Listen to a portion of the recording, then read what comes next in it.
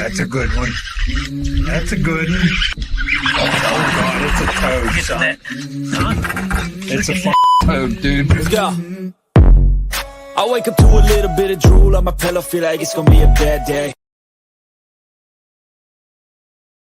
What is going on, OneCast fans? Welcome back to Fishing Friday Live. This is also going to be episode 60-something because my travel back from being gone for the last couple weeks, it just worked out that we could record and talk to y'all live. So for those of you listening live, you might not need to go listen to the recording. If you're just listening to the recording, welcome. Lot going on in bass fishing and fishing in general. First of all, let's talk about, of course, let's talk about Jordan Lake. We'll talk about Jordan Lake in a minute. But first we have to, shout out all those that help us to continue to do this and bring you all content, both live, recorded videos, all that good stuff. First and foremost, OneCast Fishing. Make sure you head to onecastfishing.com. Use the code TheOneCast at checkout. Save 10% off your order. Get those snagless jigs, long neck hooks, weedless nets, and soft plastics. Carolina Waters, if you're looking for any performance fishing gear, hats, some new stuff coming out. Also, if you're going to be at the Greensboro show tomorrow, I'll be there hanging out with them. And we're looking forward to it. So make sure you head to carolinawatersnc.com. Use the code TheOneCast, all in one word. Save 20% off your order. Get you some gear and support those companies, support us. And also, Trey. Yeah, speaking of Carolinas, if you're in the Carolinas, especially the Sandhills areas, and you guys are looking for your little piece of paradise, whether or not that's a home tucked away in the woods or just a piece of land trying to get away from that concrete jungle, look no further. Hit our buddy up, Eric Schwind, at eschwind@mossyoakproperties.com. You can also shoot him a text at 936-494-9686. He's got a ton of land, variety of landscapes, rolling hills, waterways, all those things that you're looking for as an avid outdoorsman or somebody who's just trying to find a place for peace and quiet. So that's eschwind@mossyoakproperties.com, or shoot him a text or call him at 936-494-9686. We appreciate his support and let him know that the OneCast sent you. Yeah, so good to be back. What's up, everybody? Christine, hello. David Fuchs, what's going on? Jeff Horner said big tournament tomorrow. Need help on Jordan. We've been talking a lot about Jordan, and a lot of folks are going to need help with this cold front and everything coming. It is February, mid-February, we'll call it, sort of getting to late February, and there's a cold front coming. So might take 14 pounds, might take 40, depends on how this little bit of a swing affects them. And it's almost a full moon tonight. So hey, my buddies, see the MLF at the end of the day. No, if Bass is on, there's 0% chance that I'm going to watch MLF. I can't support that organization with the owners and the things that they're doing right now. Speaking of which, hashtag FBD, which is fish boat docks. So let's go right into that. So obviously there's some animosity in MLF with some of the BPT anglers. James Watson was not happy. Which boat did I end up getting, Aaron? We'll talk about that later. What's going on, Jessica Blackman, Sweet Feet, our homie up there at Black's Tire. Yeah. If you need tires, trailer tires, truck tires, service, any of that, make sure you check out Black Tires. They take care of us, keep us on the road. A bunch of good people there. So check them out if you're in the market. But anyway, James Watson, day one, no coverage, as we all know.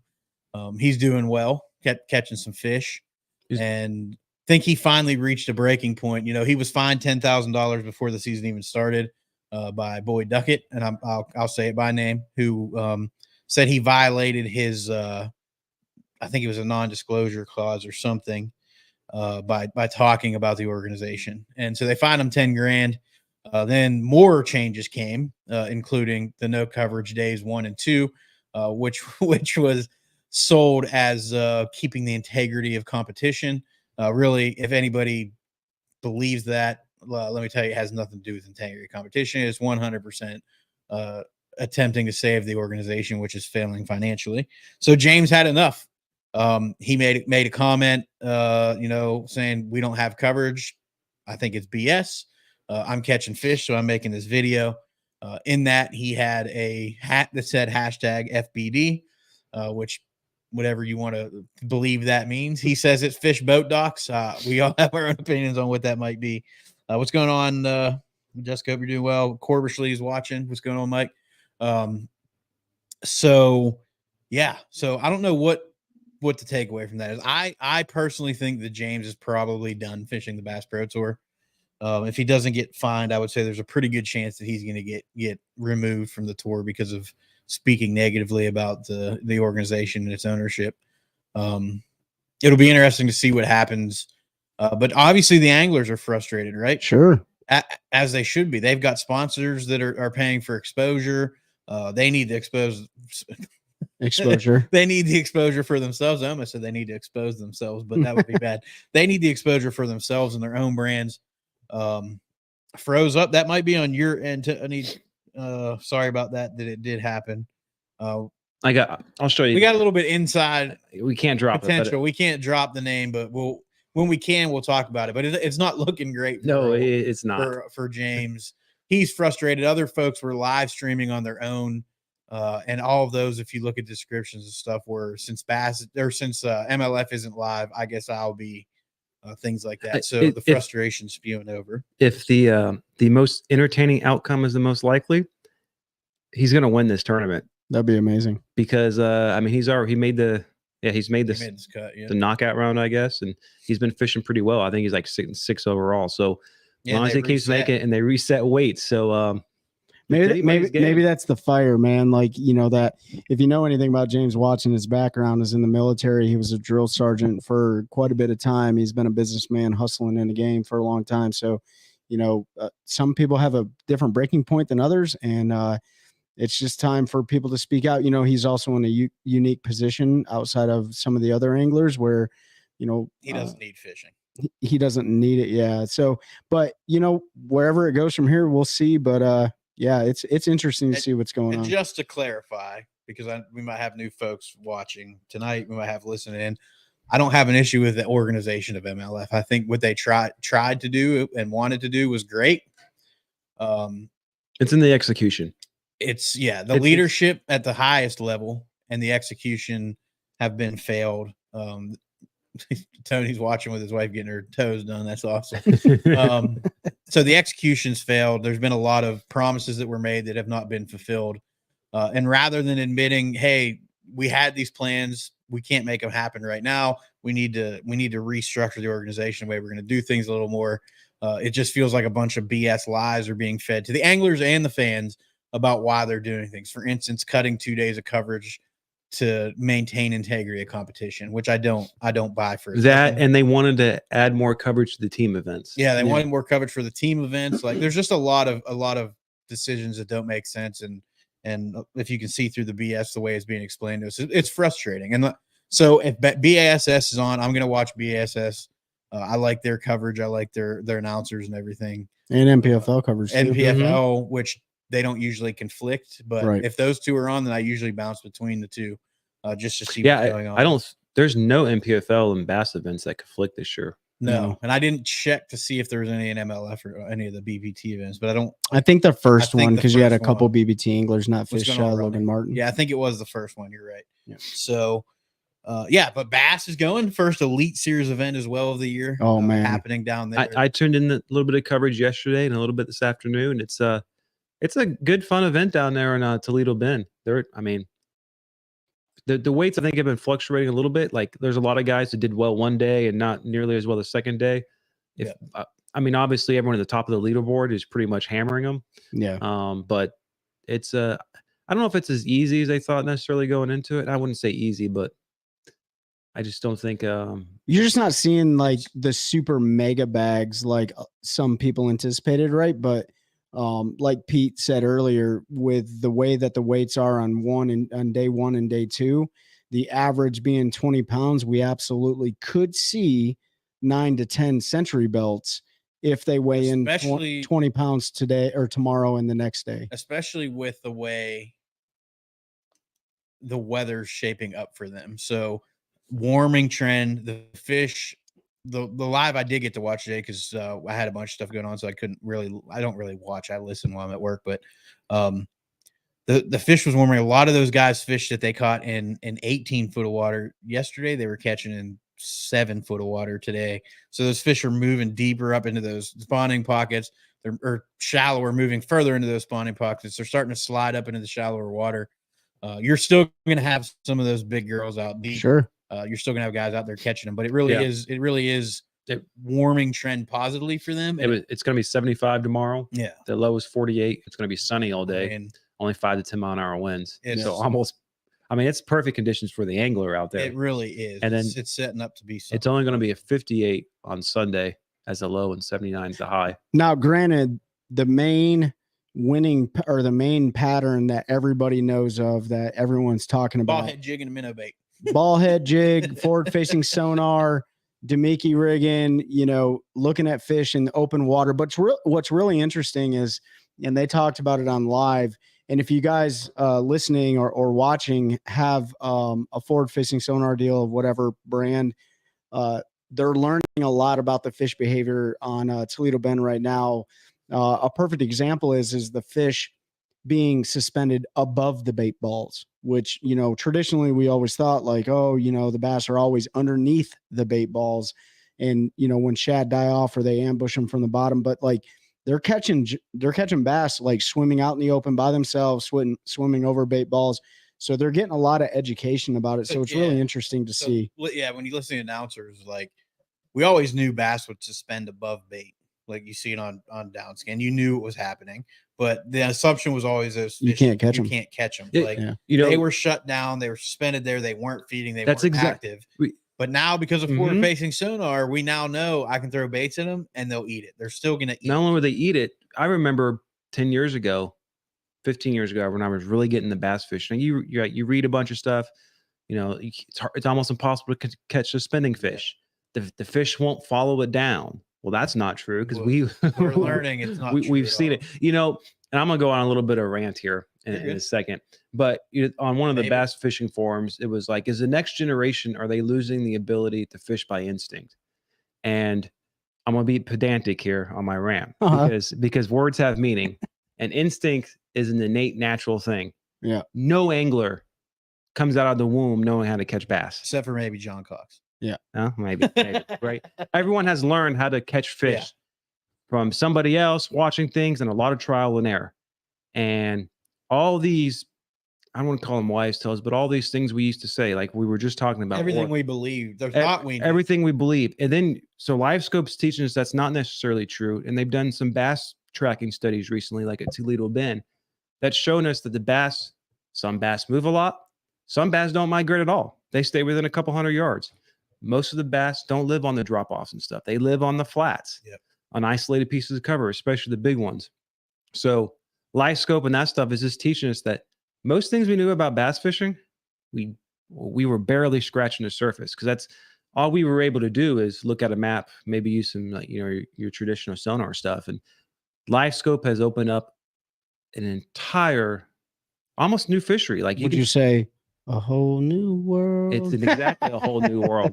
I mean, for instance, like several months ago, I was listening to, I think it was Zona's podcast. He was on one of these natural clear lakes. What's up, everyone? They were catching largemouth in the middle of the lake, 80 foot deep, below where the smallmouth were. And no one thought that would ever happen. Yeah. And it's just one of those things that I know it gets boring watching down in the screen sometimes, and guys were fishing. It depends on how these organizations, if you can see their screen or not. It depends on the manufacturer and the organization, but it's just opening up so much more, and we're learning a lot more about the fish. Mm. And it should be a lot more educational that way. But for sure. It's all boring. Like bass fishing, even without forward facing, is boring. If they're up flipping bushes shallow, all you're doing is watching a dude stare at a bush. Yeah. Like the only time watching fishing is not boring is when they're on a really good top water bite, and you can watch those fish explode on a frog or a walking bait or a popar, whatever it is they're throwing, buzz bait, even a good spinner bait bite where they're casting and they're covering a lot of water. Like that could be fun. Yeah. But outside of that, watching fishing, if you're watching the fishing, is boring. I watch to listen to the guys explain what they're doing, why they're doing it, how things are setting up, the reason that they're targeting X, Y, or Z. It's because we're nerds. Nothing wrong with staring at a bush. We're fishing nerds. Can't argue that. That's why we nothing wrong with staring at a bush. Who said that? I'm not sure who said that, but that was a good one. But yeah, man. So yeah. And while we're talking about what we're learning about fisheries, I want to talk. It was David Fuchs that said that. I want to talk about something that affects us here in North Carolina, could affect other places. So There was a tournament last weekend on Jordan. I don't remember whose it was. I'm not going to throw anybody under their bus.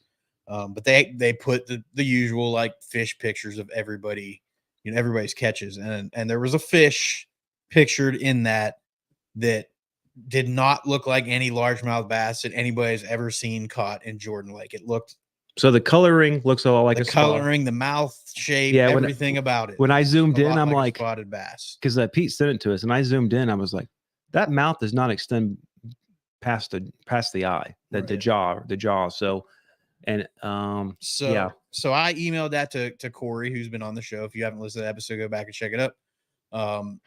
Who's going to be the first pro angler who's going to win a tournament without forfeit? We'll talk about that in a minute, Dan. Let me finish this up. So I sent that picture to Corey Oakley. If you haven't listened to the episode, go back and listen. Spotted bass are destroying fisheries across North Carolina. They're pushing our largemouth species shallower. They're impacting them negatively. So this fish looked a lot like a spot. The only way you can tell is a good side picture, so you can see the peduncle and the tongue patch, right? Mm-hmm. So I sent it to him, and I sent it to Seth Myko, who's coming on in a couple weeks to do an episode. He is the regional biologist responsible for Jordan, Falls, Sharon Harris, and a few other lakes here in the Piedmont area. I sent it to both of them. Basically, both said the same thing. It doesn't look right, but there's no way to positively identify it. Can't tell for sure with the picture. Blah, blah, blah. Seth did send me this. I'm going to read this message verbatim for everybody that's listening. If you fish tournaments, fish Jordan Lake, Sharon Harris, or Falls, any of our local lakes that do not have spots in them yet. This is from Seth Myko, the regional biologist. He said, thanks for keeping an eye out. Definitely make sure that all anglers out there know that even if they just think they've caught one being a spotted bass in Jordan, text me a picture of the fish and its tongue at 336-534-0019. And I'll make a post with all this information in the groups. And of course, do not release it no matter how big or small it is. Even if it ends up being a less than 14-inch largemouth and they already have two small ones, it'll get worked out. So fishing these lakes, you can keep 2 under 14. The rest have to be over. He's saying whether it's you have 2 already or not, if that fish is under 14, keep it. He's already spoke with all the Chatham and Durham County game wardens, which is where those 2 lakes sit, and let them know the concerns about the impact to the ecosystems in Jordan and Falls should spotted bass be found there. So if you are fishing in those lakes and you even think a fish you caught is a spot, kill that fish. I don't care if it's 7 inches. I don't care if it's 7 pounds.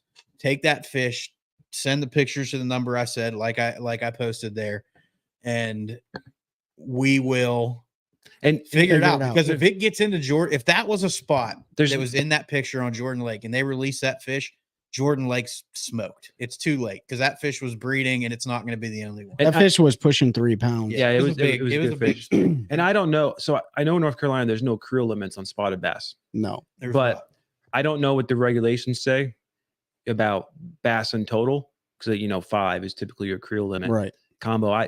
I don't know. So the spotted bass doesn't count towards your creel. So just go catch 5 largemouth, and if you have a 6-1, that's a spot. If you think it's a spot, yeah. In those lakes. Now you should take spots out of any lake. It's too late for some of them, but we can try to help. If you think it's a spot in Jordan, Falls, or Harris, keep that fish. Take a picture, the number I gave, send it to them, send it to us, and I'll get it to him that day. If you don't feel comfortable, but we need to we need to stop it if it happened. But like I said, if that fish that they had that picture of on Jordan was a spot that big, enjoy fishing Jordan as we know it for the next 3 or 4 years. It's going to change in 4 years. Yeah, it's going to be full of 14-inch spots. Yeah, so the big issue with Jordan is how fertile that lake is the reason why they put F1 bass in that lake. Jordan, the forage is so good for largemouth. That's why we're seeing 29, 30 something plus pound bags of largemouth. That will get destroyed. That ecosystem will get destroyed. The bait fish will get destroyed. So, that's just how it happens. And like Pete said, it'll push largemouth away from their natural habitat. And, it's just going to destroy them. So, and the only way this is happening is by people transporting fish. Right. So just real quick before we go, Eddie said, I promise I've caught spots in Jordan. It was under 14 and I released. I'll send a pic of the fish. I promise I've caught spots all my life on bull shoals and Table Rock. Thanks for that info. So when we're talking about spots, you cannot differentiate between the native species of spot that was native to North Carolina. Well, and you can't, and Alabama spotted bass was which we're talking about.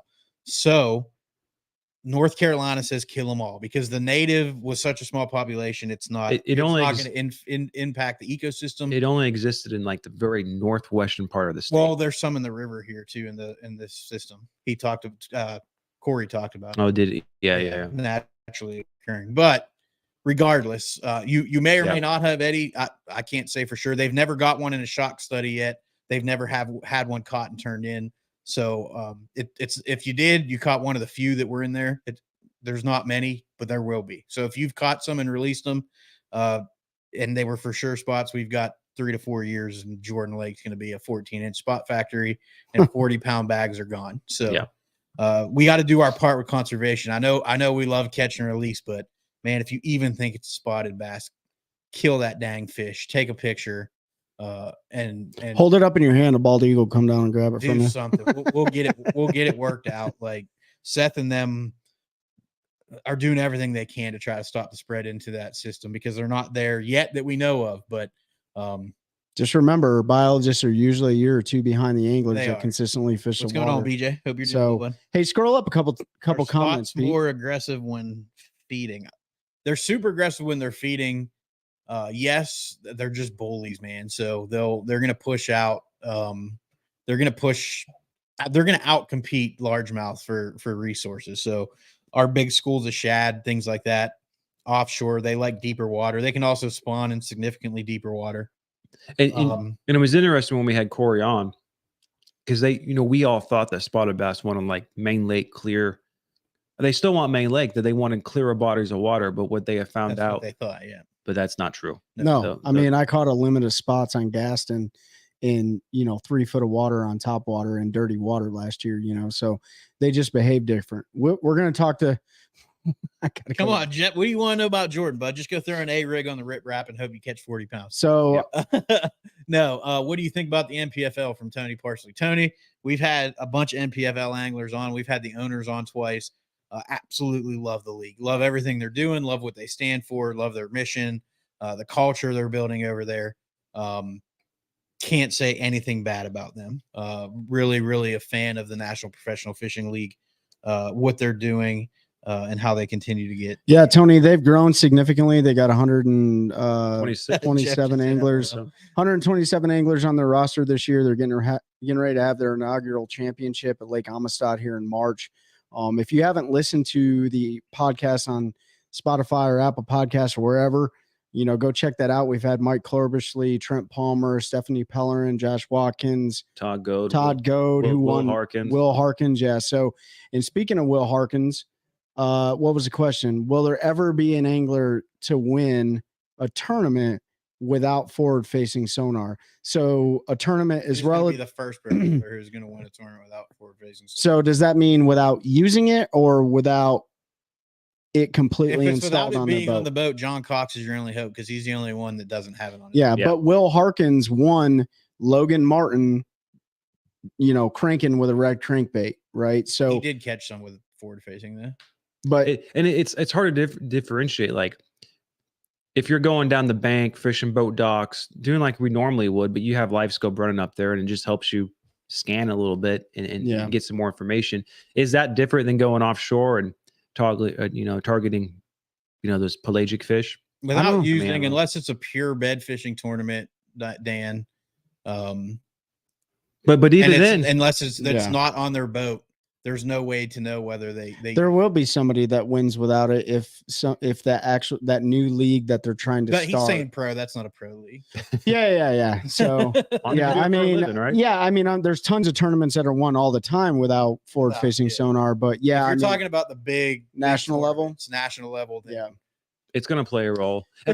I watched Scott Martin's YouTube the series when he won at Okeechobee, and a lot of those fish, in 4 foot of water on perspective mode of live scope, that's how he was identifying and knew what, and they were spawning on beds. Yeah. And he was pitching to them, and he was hammering. He only got like 7 or 8 bites a day, but obviously they were the right bites. But even in 4 foot of water, that thing plays. And on his YouTube series, it's actually kind of cool because he's got his GoPro, and you can actually see the live scope below him, so you can actually see the big bass come out and circle around on the bed, and it's Eddie, does it's this pretty go cool. for spots in the Cape Fear as well? Yeah. Any spotted bass, doesn't matter where. There's no way to tell whether they are the native or the Alabama. So it is kill on site across the state of North Carolina. Keep that fish, have a fish fry, grind them up and feed them. They're actually not bad tasting. No, they are either. pretty good. I ate some last year. They are way better than a largemouth. I'm not a fan of largemouth, never have been, but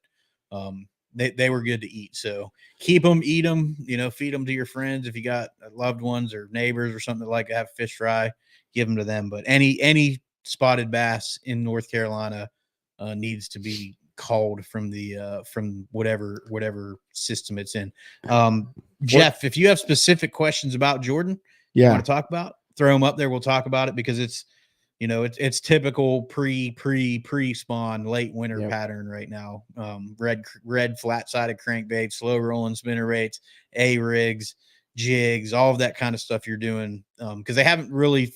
No, not that they haven't slid up to start staging for pre-spawn. They're still in those winter haunts. They're feeding up, starting to get fat, making sure their eggs are healthy.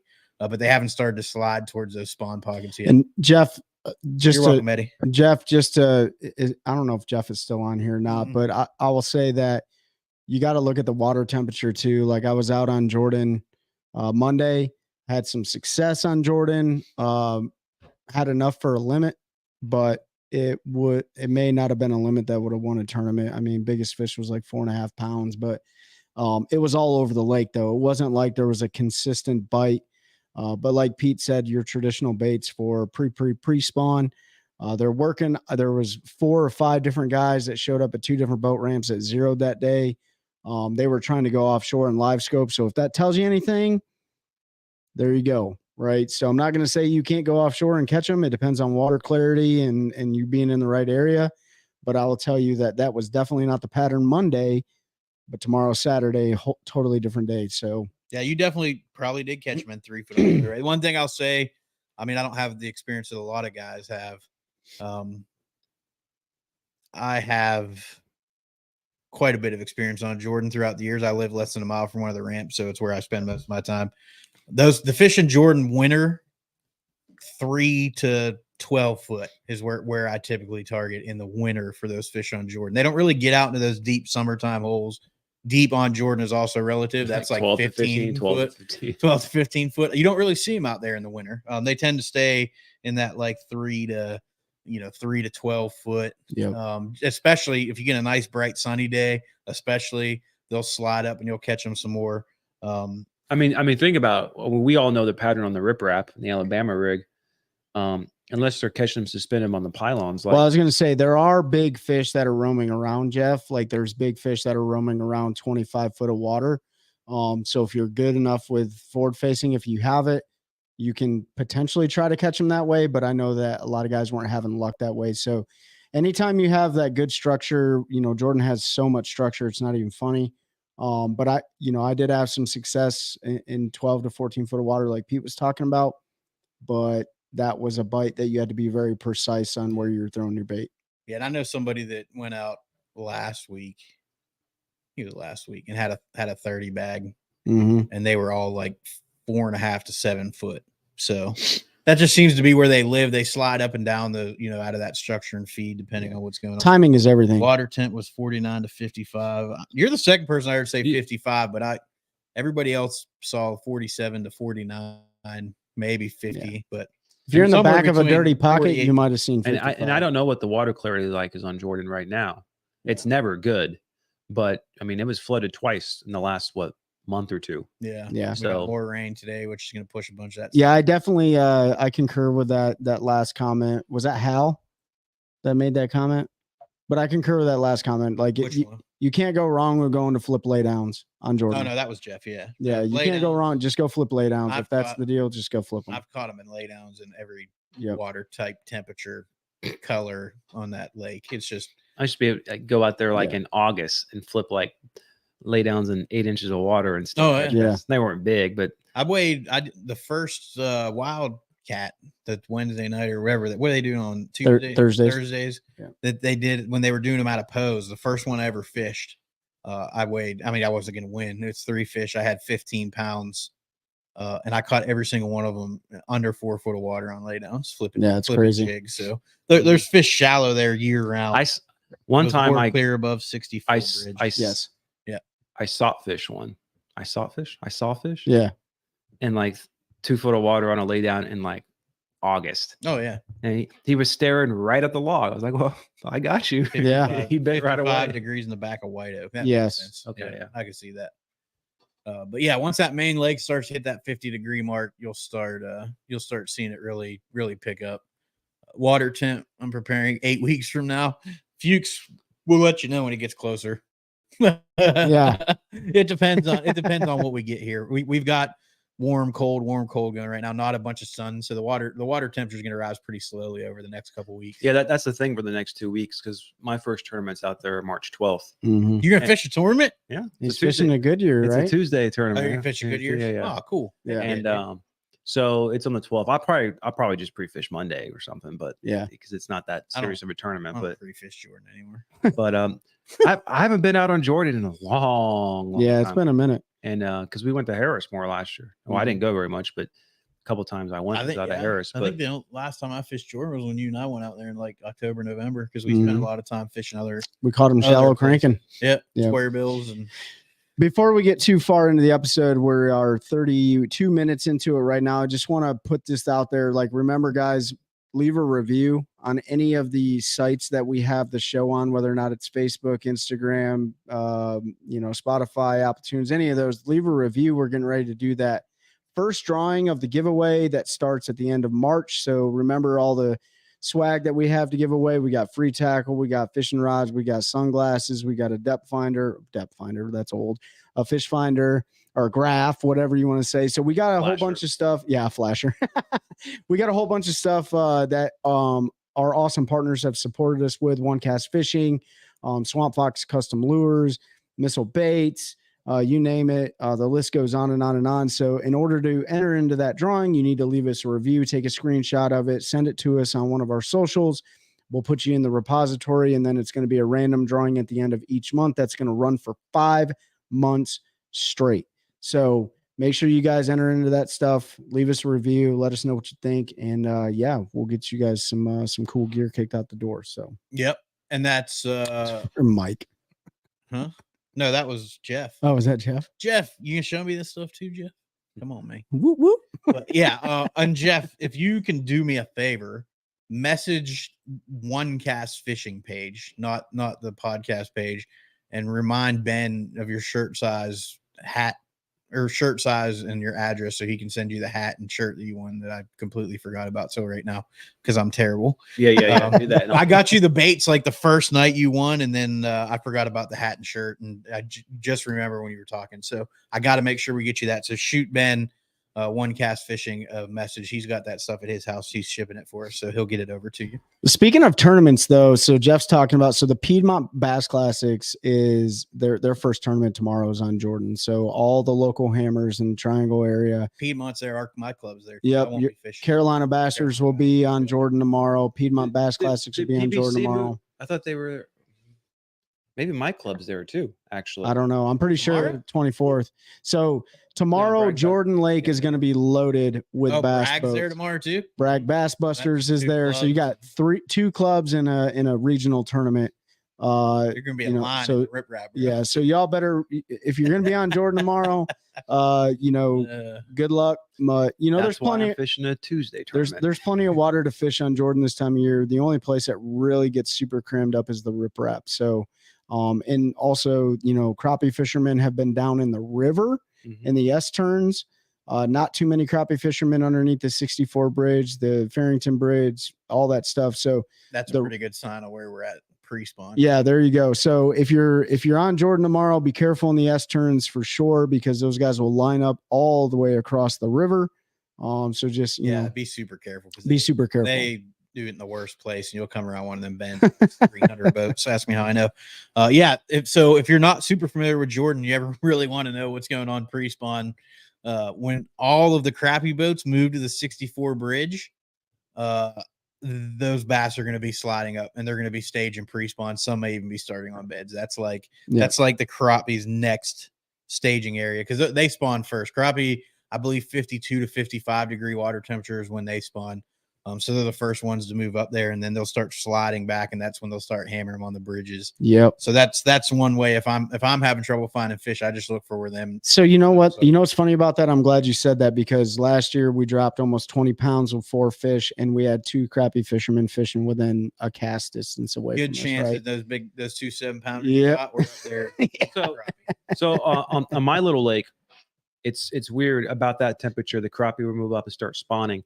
They'll get in the little backs of little canals and all, and there'll be hundreds of them, and they're just swimming in circles. Yep. And you'll look around and you'll see 5-pound bass, 7-pound bass. Just like multiple times, I have backed off and tried to fish that stuff forever, but There's a lot. it's hard to get them to bite when there's that much food around. That's There true. was a long held belief that bass didn't really eat crappie, and Oh, wow. No. if there was other food sources that they would target those, but I don't know where that started. It was like one of those wives' tales that a lot of folks believe. Even folks here, I've had guys that have fished these lakes for 20 years tell me, oh, they don't eat crappie. I can tell you right now, I had the biggest bass I've ever seen on forward-facing sonar.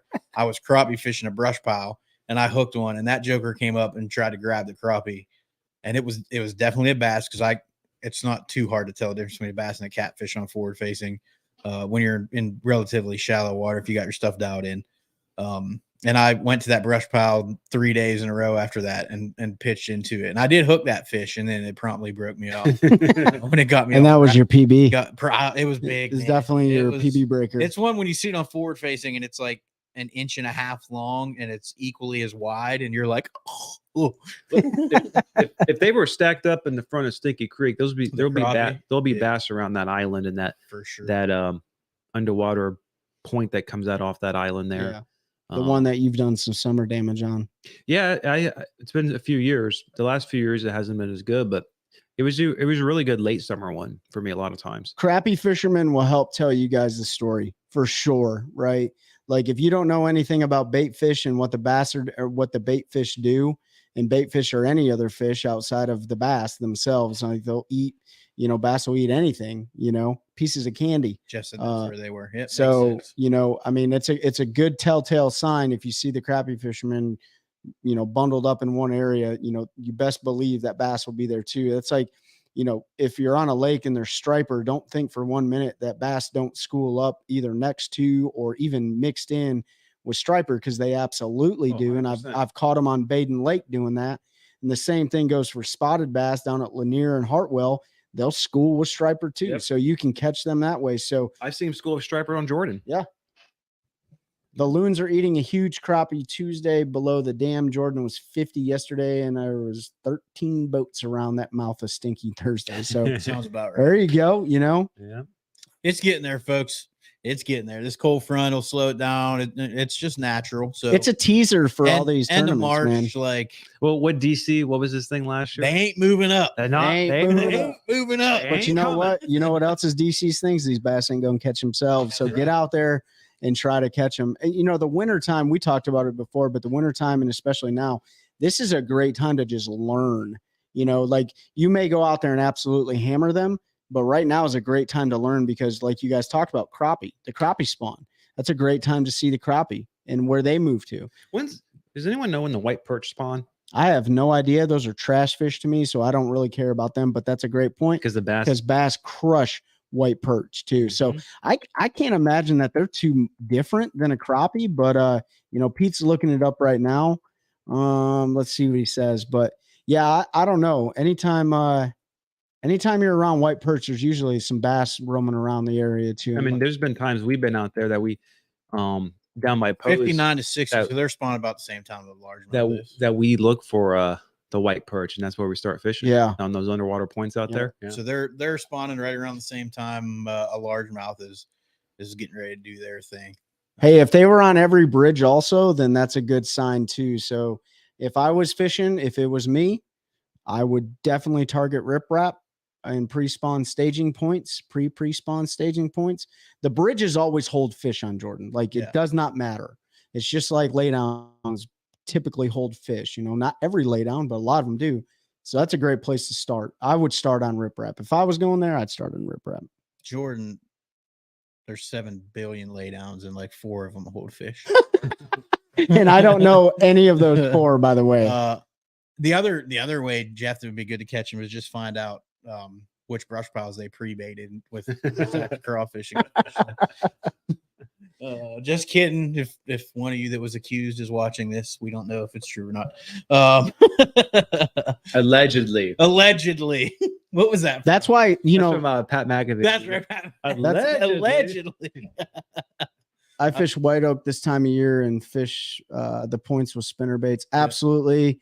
White Oak Creek is where I did some damage on Monday. What's the one the creek right by Farrington on the west side? Goes up like this. It's got the drain in the back. I don't know the name of it.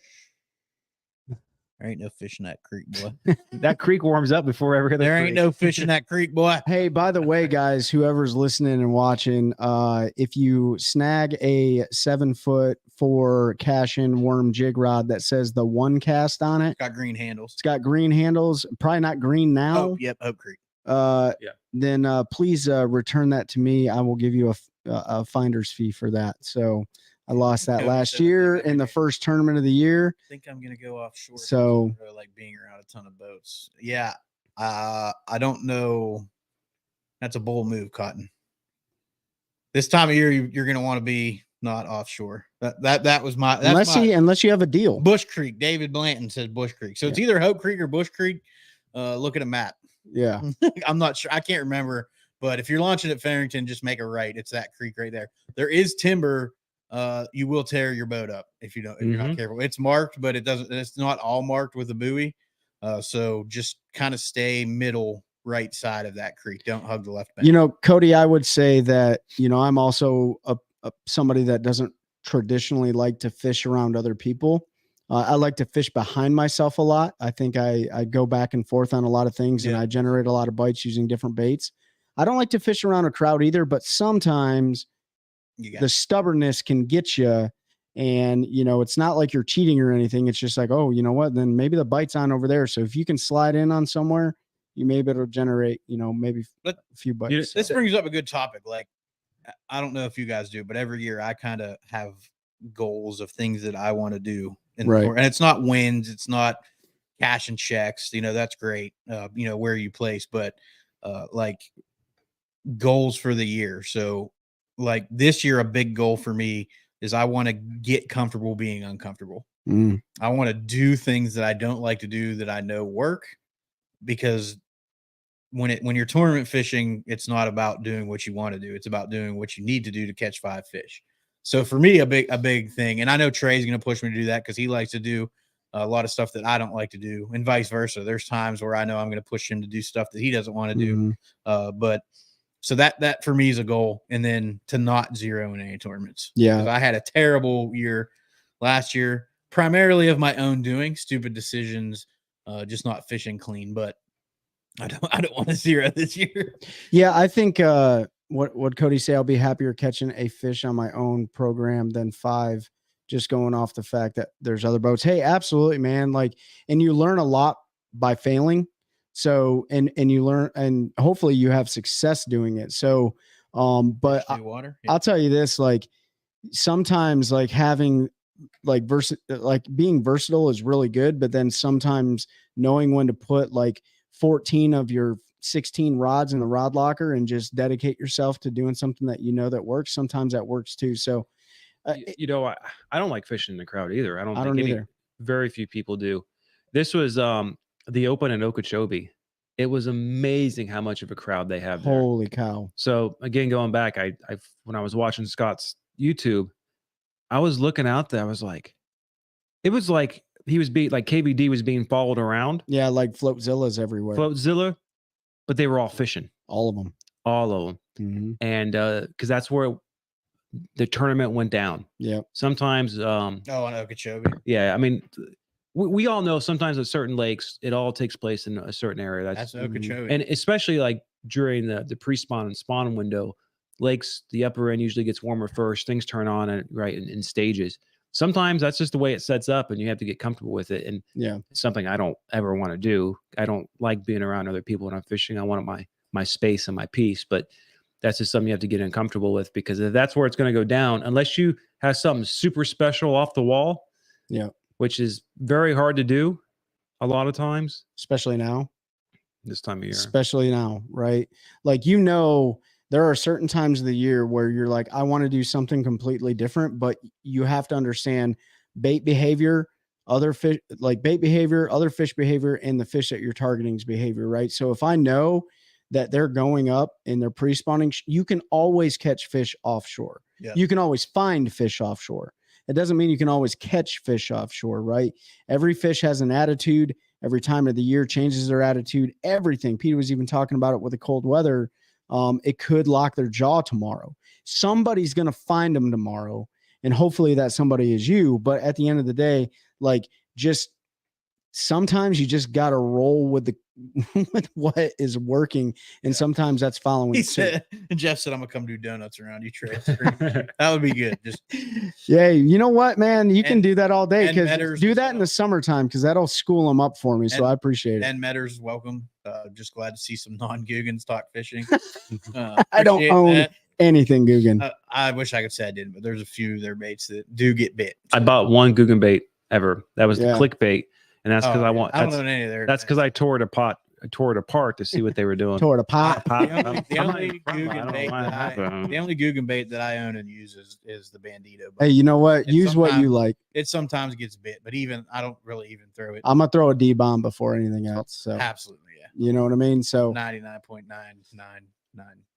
I will tell you guys, like, I spent all winter long, and I'm still doing it, but pretty much all winter long offshore scoping. Right. As annoying as it is to some people, and trust me, it's frustrating for me too.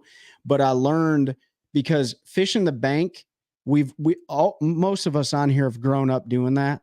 That to me is like riding a bike, like flipping a lay down, throwing a frog, throwing a buzz bait, throwing a spinner bait, throwing a square bill crankbait. There's always something to learn. Like, not saying I don't learn shallow, but I spent a lot of time offshore this year in 25 to 35 foot of water, and I caught a lot of fish. Not a lot every single day, but I caught a lot of fish in 2024 so far. But I learned so much. I learned about which line works best on a spinning rod connected to certain braid, what baits would fold on themselves if I had too heavy of a line. For a perfect example, with a hover rig or a 3/16 ounce ball head jig, I'm not throwing that on 10-pound tests. I'm dropping down to 8 or 6, right? But if I'm throwing a big blade bait, I can get away with throwing it on 10 because it's heavier. It won't fold up on itself. So using that time and so just not catching fish offshore, but just learning how to fish efficiently offshore. That was what I spent my winter doing. So if you have the opportunity to do that, the winter time's a great time to go out there and get real patient with not catching fish. You know what I mean? So, and the only advice I have for anybody that's getting new into tournament fishing or anything this year is don't use tournament day as a day to try to learn fish. Yeah. Learn tournament fishing, which is completely different from learning fishing. When you're fishing a tournament, you've paid money to go catch 5 fish and compete. If you go out there every tournament and you're trying to learn fish and how to catch them, you're going to be extremely frustrated, and you're not going to enjoy tournament fishing. And we've all been there, even with experience. I've had times or tournaments where I feel like I'm chasing my tail and I can't figure anything out, and it's extremely frustrating. And sometimes it's just the year. Like last year, yeah. Was a bad year for you, Pete. And I, 4 or 5 years ago, I had a great year, and then the very next year, a bomb year. It was a bomb year. Yeah. Like, it's just one of those things. But I will say, though, in getting into tournament fishing, Pete's not saying you won't learn something during tournament fishing. The most satisfying thing ever is when something clicks while you're fishing a tournament. Yeah. So you may not be on anything for hours, and then all of a sudden somebody sends you a text, and then you catch a 7, you catch a 7, you catch a 3, you catch a 2. I'm the text guy. And it was like, it just clicked, right? I won a tournament a few years ago on a lake that I've never been on before. I never pre-fished it, nothing. And I didn't get a bite until probably 11, 12 o'clock in the day. And finally it clicked when I got my first bite. And it was like, I need to run this pattern. And I got 3 more bites, and I won a tournament with 12.5 pounds for 4 fish in November. And so that is the most satisfying thing. It doesn't matter how much weight you win with, or even if you win, if something just clicks. To me, that is the most satisfying thing about tournament fishing. The other, what's going on, Ricky? The other piece to that is if you go in with a plan, fish your plan until you can't fish anymore, if that makes sense. Because if you go in and only fish it for a few minutes, an hour, and it's not working, and you hurry up and you start scrambling, 9 times out of 10 when I do that, I get to the ramp and I'm talking to my buddies who I fish against, and we talk about what we did, and they have cash checks or one doing exactly what I was doing. I just gave it up too fast because I got frustrated. That is follow your instincts, because we all have them. I know instinct's not the right word, but it's what we intuition. Yeah, your intuition is speaking to you for a reason. Time of year, where you've caught them traditionally, it's experience. What they should be doing. All that experience builds, and you know what you need to do. And like Trey said, like the very first tournament I fished with the club that I fish, Carolina Bassers, was on Falls Lake. I'd never even put my boat in Falls Lake. I had no idea how to even get to Falls Lake. But I knew the time of year. I knew what the water level was. I had an idea of what the fish should have been doing. I put one rod on my deck, never threw another one, and ended up second in that tournament. I just went out and did. Now, granted, that day my third cast, I caught a keeper, and I was like, well, I know it at least worked for that one, and I just grounded out the rest of the day. And it took all day to get my limit. It was slow, but I was one of the few folks that had a limit, and I just did what I needed to do. And other guys at the weigh-in, as we're BSing afterwards, man, I threw that bait, and it was a spinner bait. I threw that bait, and I never got bit. I threw it for 4 hours, and I said, I grinded all day, man, and that's what I caught. I think I ended up with 7 keepers, so I called twice. It wasn't a smash fest by any means, but I knew, given the time of year, conditions, all of that, that slow rolling a spinner bait up shallow, working it to deep, those fish were starting to slide up, was what I wanted to do, and I did it. And too many times since then, I've gone, this is what I'm going to do because it should work. And then an hour in, it's not doing anything, and I put that rod away, and I'm chasing my dang tail. It's one of those things that I want to get better. I think we all want to get better at, is knowing when to make those decisions. Thanks, to move locations, to try new techniques, to when to keep grinding, and when to change. And ultimately, it comes with time on the water. And I have a feeling when I get back out, because I did not fish a lot last year, and I really fished that one tournament in November, and I haven't had the boat in since August.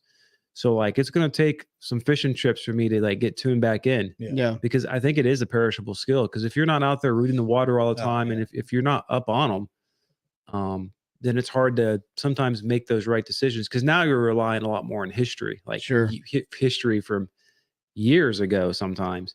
And we all know that doesn't usually work very well. History can be good, but sometimes no history. Oh yeah. Running new water is not always a bad thing. I will tell you that if you're fishing so many tournaments and it stops being fun for you, or you start getting extremely frustrated because you're not catching a fish, it's creating toxicity, whatever the case may be, and you're not fishing like a national level event or whatever, there's nothing wrong with taking a break from tournament fishing and resetting and refitting your mind. I mean, I took a break I was kind of forced to, but I took a break for a few years, and it was extremely rejuvenating for me because I fun fished. There was no pressure. And then last year when we kicked off the tournament season, I felt very refreshed. I was like, man, I haven't done this in a while, but I fished. So I was not rusty with fishing. Now I just got to figure out how to get 5 bites. And in fact, I zeroed in my very first tournament ever last year. And I'm glad it happened, because now I know the feeling that it had on me, and it wasn't toxic, but it was like, I never want to let this happen again, but I'm still enjoying myself. So, that's on each individual, but if it's becoming so negative, just take a break, Yeah. Yep. I threw a frog all day on the show one when everyone else zeroed. I refused to put it down, and it worked. Yeah, I think that was the first year I fished with a club, Jeff. I think I cashed a check in that tournament, like a 3rd place, and I had 3 barely legal fish. So I remember that one. And you were like, I threw a frog all day, and I was like, shit, because I've been throwing one all day and didn't get a dang lick on it. But yeah, I mean, sometimes if you have a plan and you have a confidence bait, just go out and do what you do, and good things might happen. Well, I know that historically on the show, I've beat up the co-angler thing. But I will say, if you're going to take a break from tournament fishing, where you're spending a couple $100 a tournament, even more if you're running your own boat, maybe take a break and jump in a BFL or a Toyota Series as a co-angler and just go learn, right? You don't have that stress of operating a boat. You're really not expecting to win, and you're learning a lot depending on who your boater is, right? If you're Mike Johns, you're not learning anything, but but I'm just kidding, Mike. I'm just busting your balls. Except the secret bait. But you know that, It's like not me, so secret that we've learned. yeah. I mean, like I plan on jumping in some co-angler events in the opens when I retire, not because I want to go crush the other co-anglers. Of course I want to do well, but I want to learn from people because I think education is nonstop in a lot of things that we do. So I think, especially the co-anglers at that level, you have to use it you have to go into his educational experience, because you are so at the whims of your boater. Yeah. And a lot of times if you get two good boaters and they're on something, then you might do really well in the tournament. Look at our buddy Alex Watts, man. Yeah, that's true. You know, he won what was it?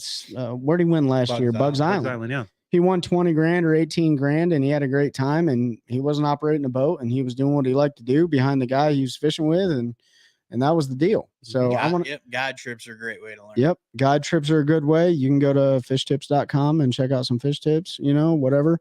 But yeah, or you can just listen to our show and we'll help you out, because we're all about building a culture of anglers helping anglers. It can be tough if you get a boater that's on live scope, unless you unless you have a portable live scope. And then you can. I remember I told you guys that question was asked. You did? And two people from Bass said yes. It was legal.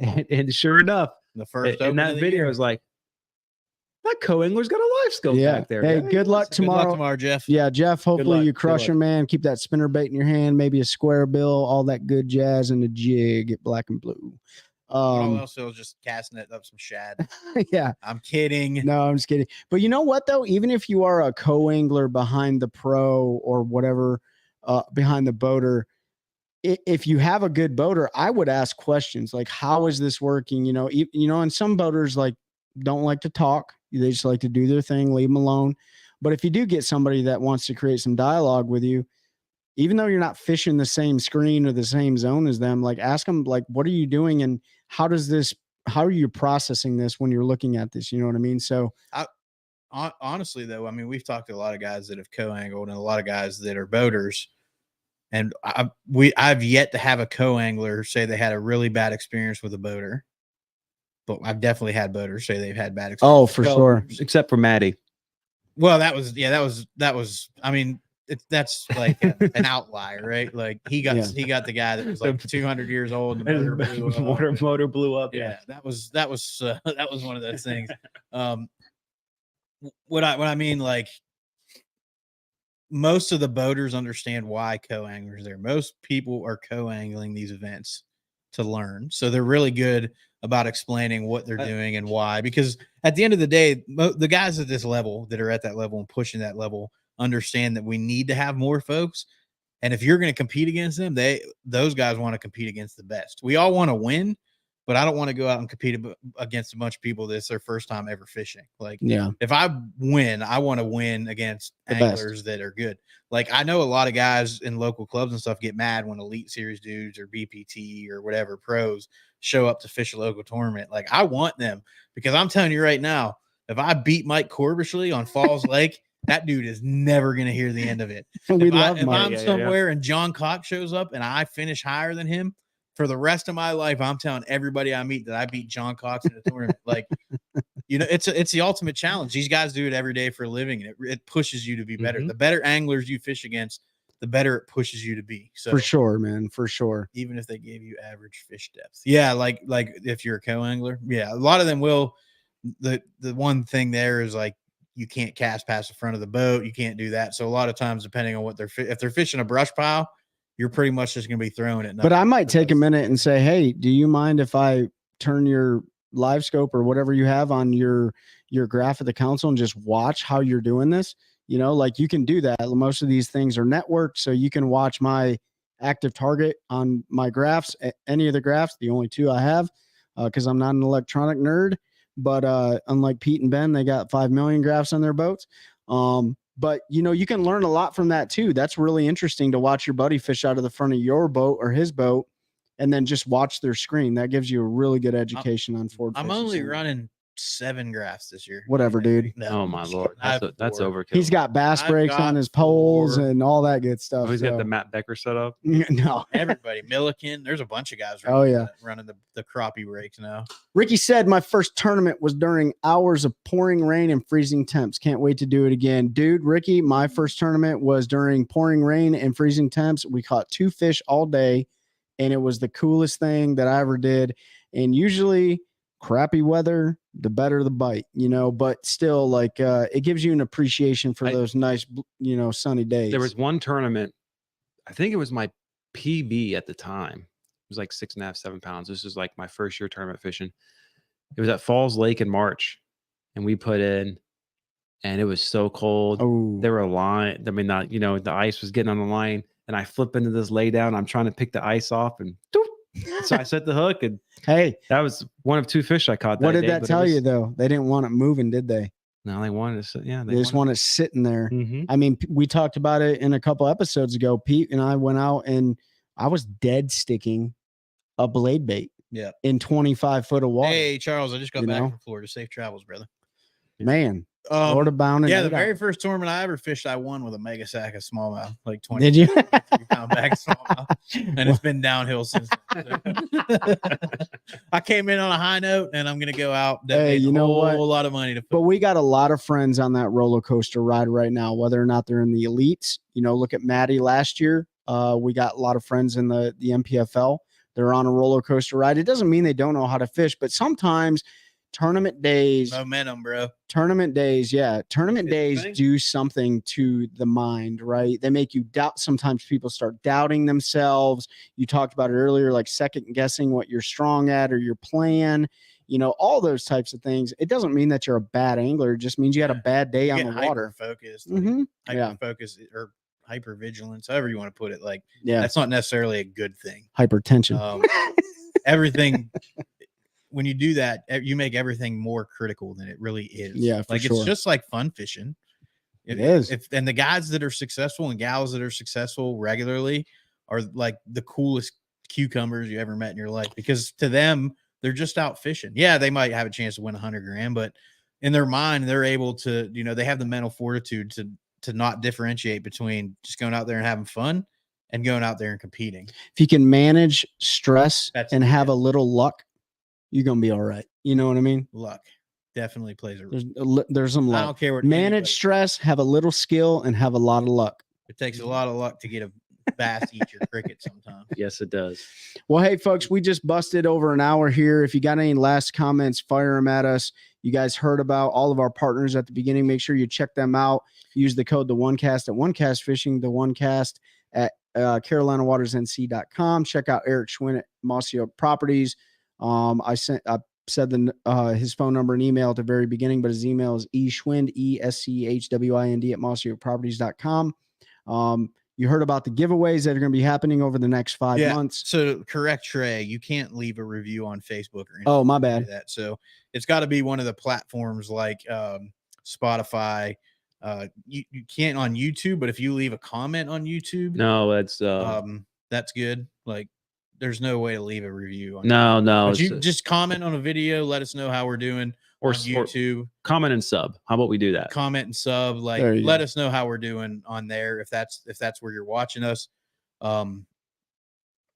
Spotify is just a 5-star rating. Whether you give us 1 star or 5, screenshot that and shoot it to us. If you give us 1 star, I'm gonna ask you why. Yeah. I don't it's not because I'm mad, but we've gotten 2 1-star reviews. I don't know why, and it's driving me and everybody else crazy. What can we do to get better? We can't get better and you know, better for those folks that are listening if we don't know what it is that we're not doing well. It might just be my face. Who knows? Hey, I don't Maybe know. I've got one of those faces that they just want to put one of those right in my suck hole. So You just need to change your face. You change your face. So I don't know what I can do about that, but I'll take that. Yeah, but if you're a negative Nancy, this show isn't for you. You know, I'm sorry for all the Nancys out there, but if we're all about continuing to help each other out and make sure that we educate and inform and bring you guys good content. So if this isn't the show for you, hey man, that's okay. The other big conversation topic was the spotted bass deal, Jordan, Falls, Harris, all of that stuff. Be aware if you're local, kill them fish, keep them, send pictures. If you didn't get the biologist number, like I said, I'm going to put it in a social media post because he told me to make sure we get it out to everybody. If you don't have that, shoot me the pictures. Mouth, inside the mouth, the tongue, particularly. It's the rough patch. Yep. You've got to see the tongue, and then just a picture, side profile of the fish. Don't wrap your fingers, don't squeeze them. And that's enough for them to be able to positively identify. Especially don't wrap your hand around the peduncle, which is on the tail where it starts to thin down on a bass. Yep. They can really tell by width and looking at that whether it's a spotted bass or not. So, and they can tell what kind of spotted bass it is, northern strain or an Alabama spotted bass too. We got to do our part in conservation, and we've seen a lot of fisheries already kind of get in some trouble because of the spotted bass being added. So if you're listening and you're a bucket biologist, you're one of them guys that wants to move fish, please don't. I know everybody wants to go out and catch a bunch, but I prefer to not catch 112 to 14-inch spots in a day. Yeah. Because it's fun, but it's not fun. Like that's not what our fisheries. It's not healthy. Invasive species aren't good for anybody. So we want to make sure we do our part to conserve that. And with the F1s getting in there, mega bag still coming out of Jordan, Harris. Somebody may or may not have caught some grass on Harris at some depth. So hopefully those natural grasses are starting to come back a little bit. Trey, putting your business out there. You can't keep that to yourself. We're all about education. Hey, that's right, guys. You know what? Sharon Harris is going to make it. You know, lakes are cyclic. A lot of times they're on downswings and then they start trending back upwards. You see that with Kentucky Lake right now, especially the smallmouth in Kentucky Lake. They are firing 18-inch plus smallies on Kentucky. I can see Sharon Harris making a turnaround again, and hopefully. If you go back and listen to our episode with Corey, the grass that we've found and other folks have found, Trey's not the only one, that's all part of the plan. Like they've put native grasses in there that they want to take over, and they want it to be like it was when the invasive hydrilla was there. It's just going to be with native grasses. So, that's because of us, right? Anglers, we're doing what we can to conserve. We're educating. And we're trying to make our fisheries better. We're trying to leave them better for our kids, our kids, our whoever. But yeah, this was a fun one. I had fun on this show. It was a great one. I appreciate everybody's support. I don't have anything else other than we did get some credges today. So we'll report back on y'all when we get out there and throw them. I know that's been a hot ticket discussion. So we were able to find a few today. Trey and I had an after work date. We went to Bass Pro and visited some friends. That was the only reason, but yeah, that was really nice. I was up there this morning. Were you? Mm-hmm. You didn't get no credges? I didn't go in. Oh, okay. I didn't go to the airport. You get curbside to go? Your Bass Pro order? Yeah. But yeah, man, we appreciate everybody's support again. Giveaway. The first one will be drawn. I'm going to give you the date right now. And there'll be some more posts, Facebook. It will be the last Friday, March 29th. Yep. The last Friday of March. That first giveaway is for a Cash and Icon chatterbait rod and a prize package of bladed jigs from One Cast Fishing. So you'll just have to get yourself a reel, some line, and you'll be able to go out there and throw a rod. That's over bladed jigs, spinner baits. That you're really going to love that chatterbait rod, man. That's an awesome rod. It's great for throwing bladed jigs, spinner baits, any of that kind of stuff. So you're really going to enjoy that. Appreciate them jumping in and obviously everybody else who has. We also have a new partner. We're getting closer and closer to being able to announce who that is. So we're just waiting on a couple last items there. I don't know. There's like a 7-pound box making its way. Yeah, there's like a 7-pound box that got shipped to us today. So we'll do an unboxing video when that gets here. And then we'll have a code for you to use with those folks to save you some money on some stuff we've talked about before on the show. And they may or may not have been on for an episode. If you can piece it together, good for you. If not, then you have to wait for that announcement. So can you guys see what he's saying? Yeah. Can you see with your eyes and the vision what we may be talking about? Yeah. Little John Cena action. But no, appreciate you all tuning in. Trey, Ben, glad to be back with everybody. I do have some more work travel coming in the next few months. I got to get around and visit some stuff, and I'm going to try to make sure that I'm here. But if I'm not, I know we'll keep it held down with the boys here. If you have show topic ideas, shoot us a message. We're always looking for stuff. We got a catfish angler lined up. We've got another biologist. We've got a 501c3 organization that's doing a bunch of good stuff for our veterans with fishing coming on here in the next couple weeks. So we got some cool stuff lined up. But if there's stuff y'all want to hear us talk about, whether it's North Carolina specific or outside, we got a lot of listeners from all over the place. We got some technique specific stuff too that was talked about in 2023, such as certain techniques for smallmouth and finesse fishing, and we'll get guys on to talk about. We've got Joey want to come back and talk that.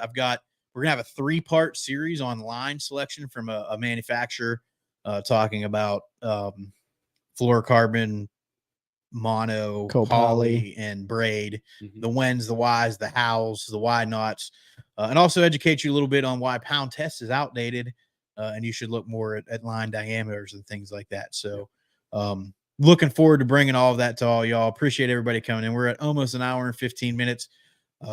So we're going to wrap this up. Fishing Friday. Everybody fishing tournaments are for fun tomorrow. Good luck. Make sure you post your pictures, send them to us in the groups so we can check out everybody's success and help us continue to grow a culture of anglers helping anglers one cast at a time. That's a good one. That's a good one. Oh, God, it's a toad, son. It's a toad, dude. Let's go. I wake up to a little bit of drool on my pillow, feel like it's gonna be a bad day.